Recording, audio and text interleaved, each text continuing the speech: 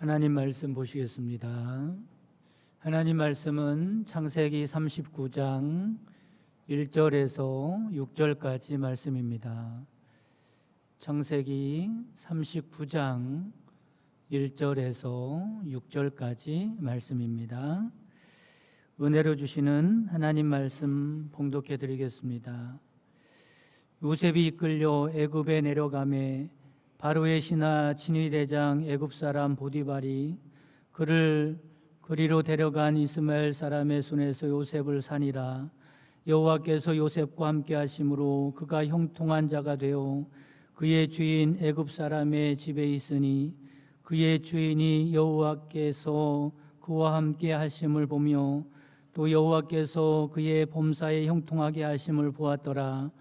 요셉이 그의 주인에게 은혜를 입어 섬김에 그가 요셉을 가정 총무로 삼고 자기의 소유를 다 그의 손에 위탁하니 그가 요셉에게 자기의 집과 그의 모든 소유물을 주관하게 한 때부터 여호와께서 요셉을 위하여 그 애굽 사람의 집에 복을 내리심으로 여호와의 복이 그의 집과 밭에 있는 모든 소유에 미친지라. 주인이 그의 소유를 다 요셉의 손에 위탁하고 자기가 먹는 음식 외에는 간섭하지 아니하였더라. 요셉은 용모가 빼어나고 아름다웠더라. 아멘. 할렐루야. 이 시간에는 만남의 복이라는 제목으로 말씀을 나누도록 하겠습니다. 어느 몹시 추운 겨울날 숲속에 고슴도치 부부 두 마리가 살고 있었습니다. 날씨가 너무 추웠기 때문에 부부니까 서로 몸을 녹이려고 가까이 접근을 하게 됩니다. 가까이 가자 어떻습니까? 상대방의 가시가 나를 찌르는 겁니다. 아야! 소리를 지르면서 멀리 떨어지고 말지요. 떨어져 있자니 다시 추워져서 서로 접근을 합니다. 그러다 또 가시에 찔리게 됩니다. 아파서 다시 떨어지지요. 그러기를 반복하다가 결국에는 고슴도치 두 마리 부부가 추위에 얼어 죽고 말았다는 그런 이야기입니다. 이것을 고슴도치 딜레마라고 하죠. 너무 가까워져도 문제고 너무 떨어져도 문제입니다. 이 고슴도치 딜레마는 인간관계에도 그대로 적용이 되지요. 여러분, 인간은 영적인 존재인 동시에 사회적인 존재입니다. 그래서 혼자 살 수 없지요. 먼저 인간은 영적인 존재이기 때문에 영이신 하나님과 함께 살아가야 함을 믿으시기를 바랍니다. 인간은 하나님을 떠나서는 어디서도 참된 만족을 얻을 수가 없습니다. 그러므로 인간에게 가장 중요한 관계는 어떤 관계냐면 하나님과의 관계입니다. 하나님과 관계를 맺고 살아갈 때 비로소 인간은 참된 평안과 기쁨을 누릴 수 있다는 것을 깨달으시기를 바랍니다. 요한복음 14장 27절에 뭐라고 말씀합니까? 평안을 너희에게 끼치노니 곧 나의 평안을 너희에게 주노라. 내가 너희에게 주는 것은 세상이 주는 것 같지 아니하니라. 너희는 마음에 근심하지도 말고 두려워하지도 말라. 우리에게 필요한 것은 하나님이 주시는 평강입니다. 하나님이 주시는 기쁨입니다. 하나님이 주시는 삶의 의미입니다. 이것은 세상이 주는 것과 같지 않지요. 동시에 인간은 사회적인 존재입니다. 그렇기 때문에 인간은 다른 사람들과 계속해서 관계를 맺고 살아가야 하는 겁니다. 인간은 인간관계를 맺지 않고서는 생존이 불가능하죠. 고독해서 죽을 수밖에 없습니다. 그런데 인간은 타락한 죄성이 있지 않습니까? 그래서 인간관계를 맺으면 의례에 갈등이 생기게 되고 상처를 받게 됩니다. 그러다 보니 인간관계에 딜레마가 생기게 되는 거죠. 가까이 안 할 수도 없고 가까이 하자니 아픔이 따르기 때문에 그렇습니다. 가까이 해도 문제고 멀리 해도 문제인 거죠. 인간관계는 고슴도치 딜레마입니다. 그래서 인간관계에는 양면성이 있는 겁니다. 관계를 잘 맺고 살아가면 행복한 인생, 성공한 인생이 되지만 인간관계를 잘못하면 불행한 인생, 실패한 인생이 될 수밖에 없습니다. 유명한 한 대학의 공대 졸업생들 중에 성공했다고 하는 사람들을 추적해서 조사해 봤어요. 당신은 어떻게 해서 그렇게 성공을 했습니까? 물어봤습니다. 근데 전문적인 지식이나 기술로 성공했다는 사람은 15%밖에 되지 않았다 그럽니다. 나머지 85%는 무엇으로 성공했는가 봤더니 인간관계를 통해서 성공했다고 말을 하더라는 거죠. 여러분, 우리가 직장생활 하는데도 그렇습니다. 업무가 과중해서 힘든 것보다 더 힘들게 하는 게 있는데 인간관계입니다. 그 인간관계를 잘 해나갈 때 행복하고 성공한 인생이 된다라고 하는 겁니다. 그래서 이 시간에는 인간관계에 대한 말씀을 드리려고 합니다. 그런데 우리가 관심 있는 것은 무엇입니까? 세상 사람들이 어떻게 인간관계를 맺고 살아가나 거기에 관심 있는 게 아니라 신앙인으로서 어떻게 인간관계를 맺고 살아갈까라고 하는 겁니다. 그래서 이 시간에는 성경적인 인간관계에 대한 말씀을 드리려고 합니다. 오늘 본문은 우리가 잘 아는 요셉에 대한 이야기죠. 요셉의 생애를 여러 면에서 해석해 볼 수 있겠지만 이 시간에는 요셉이 만났던 사람들과 인간관계를 어떻게 맺었는가, 거기에 초점을 맞춰서 살펴보면서 신앙인들이 어떻게 인간관계를 해야 하는가라는 말씀을 드리도록 하겠습니다. 우선 첫째로 믿음의 사람들은 모든 만남 안에는 하나님의 내 인생 가운데 선하신 뜻을 이룰 계획이 있으시다라고 하는 겁니다. 창세기 39장을 읽어보면 요셉의 삶 가운데 일어나는 일에 대하여 이렇게 설명합니다. 2절 말씀에 보면 여호와께서 요셉과 함께 하심으로, 21절 말씀에도 보면 여호와께서 요셉과 함께 하시고, 23절에도 보면 이는 여호와께서 요셉과 함께 하심이라 기록되어 있습니다. 사랑하는 성도 여러분, 요셉의 인생뿐만 아니라 여러분의 인생 가운데도 하나님이 함께 계심을 믿고 살아가시기를 주님의 이름으로 축복합니다. 그러니까 이런 말씀이지요. 요셉의 인생의 주인은 하나님이라는 겁니다. 하나님께서 요셉의 인생을 주관하시고 섭리하신다는 말씀입니다. 그렇다면 어떻습니까?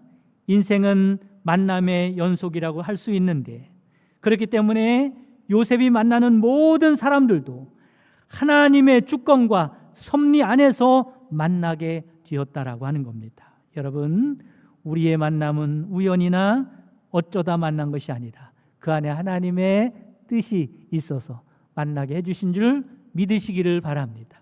그게 우리가 가져야 하는 만남의 첫 번째 믿음입니다.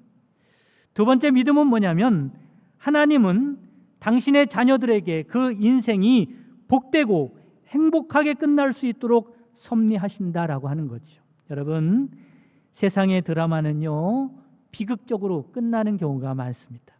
그러나 하나님께서 계획하시고 연출하시는 성도들의 인생 드라마는 해피엔딩임을 믿으시기를 바랍니다. 로마서 8장 28절을 이렇게 말씀하죠. 우리가 알거니와 하나님을 사랑하는 자 곧 그 뜻대로 부르심을 입은 자들에게는 모든 것이 합력하여 선을 이루느니라 말씀합니다. 우리의 인생은 해피엔딩이라고 말씀하고 있는 거예요. 여러분, 요셉을 생각해 보시기 바랍니다. 요셉의 인생과 그 안에 일어나는 모든 일과 만남들은 한치 앞을 내다볼 수 없는 불확실한 과정이었습니다. 그리고 수많은 고비와 위기가 있었습니다.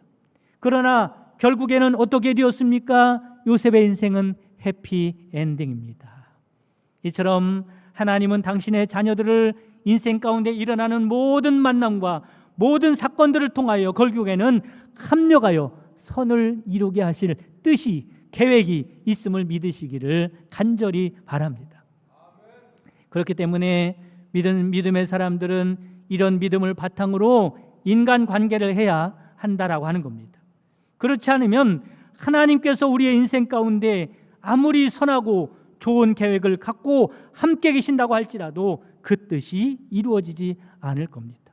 여러분, 왜 그렇습니까? 믿음으로 살지 않기 때문에 그런 것입니다. 그러니까 중요한 것은 누구를 만나느냐라고 하는 것보다 그 만남을 믿음으로 대응하고 살아가느냐가 중요한 거죠. 이것을 믿음의 인간관계라고 할 수 있습니다. 그럴 때 하나님께서 선한 뜻을 이루시는 겁니다. 사랑하는 성도 여러분, 누구를 만나든지 믿음의 인간관계를 맺으며 살아가는 여러분 되시기를 간절히 바랍니다. 그렇다면 믿음의 인간관계는 무엇일까? 믿음의 인간관계에 대해서 말씀을 드리기 전에 먼저 짚고 넘어가야 할 것이 있습니다.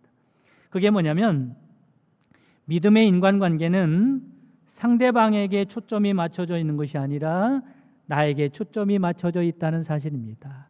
한번 따라 보겠습니다. 나에게 초점이 맞춰져 있다. 하나님이요, 그 사람을 만나게 하신 것은 그 사람에게 초점이 맞춰져 있는 게 아니에요. 누구에게 초점이 맞춰져 있어요? 나에게 초점이 맞춰져 있는 겁니다. 내 인생을 위하여, 나를 위하여, 혹은 나를 변화시키기 위하여 그 사람을 만나게 하신 겁니다.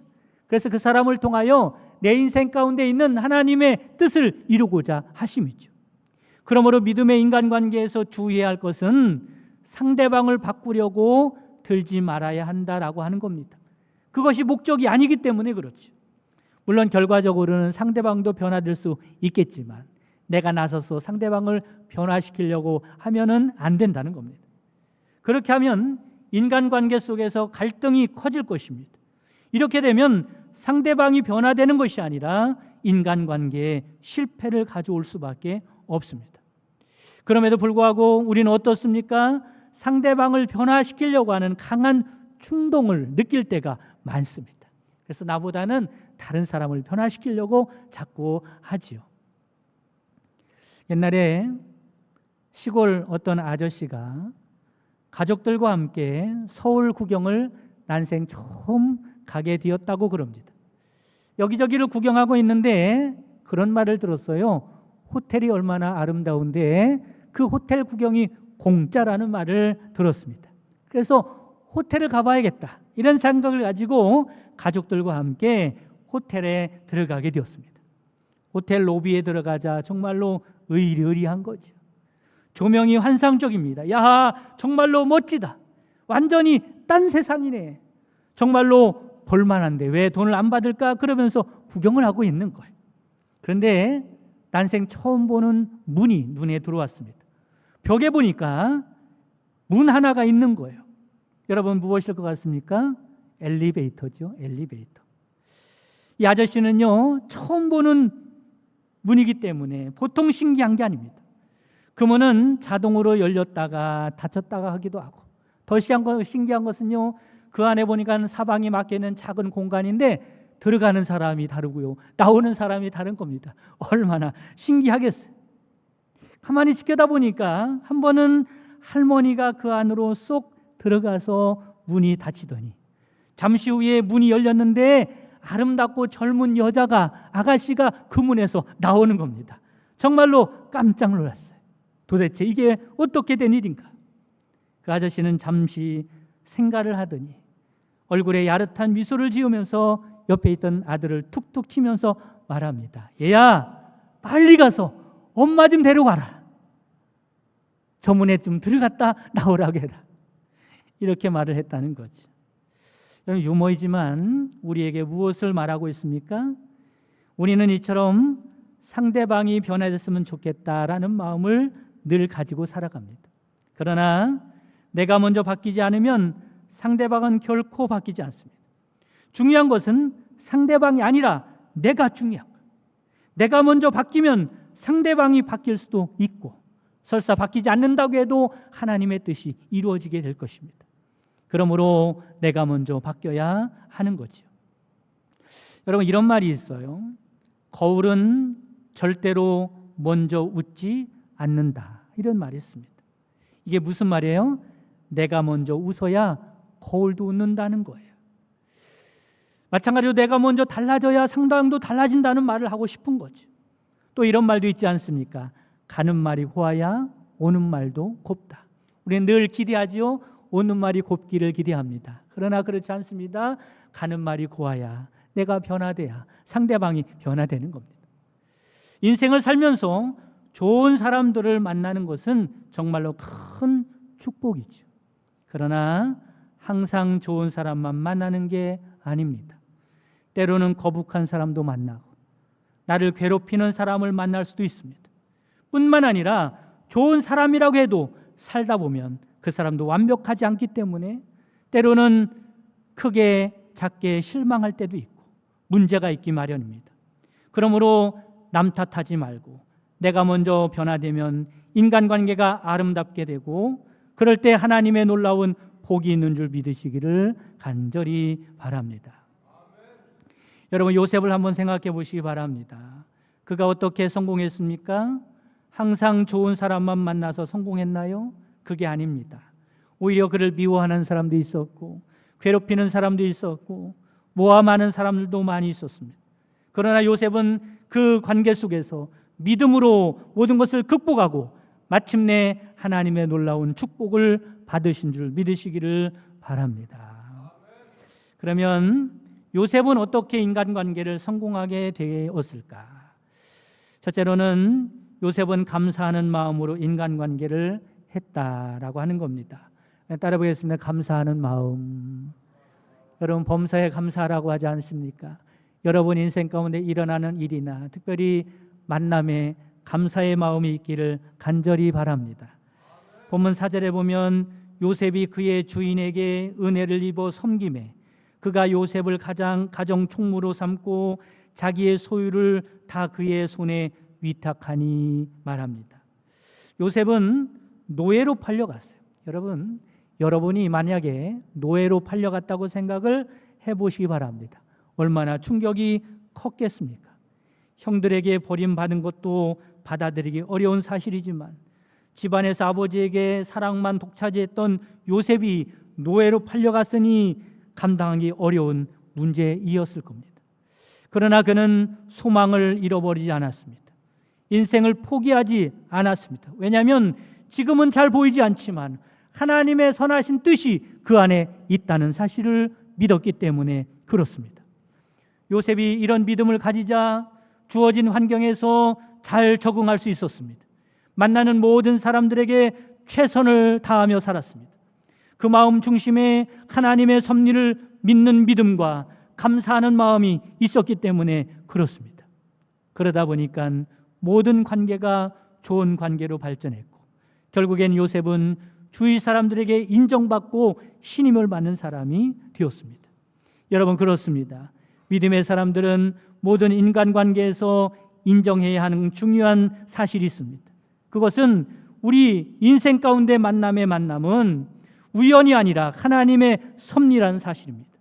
더 나아가서 하나님의 선하신 뜻이 있다는 것을 믿고 감사함으로 만남을 이어가는 여러분 되시기를 간절히 바랍니다.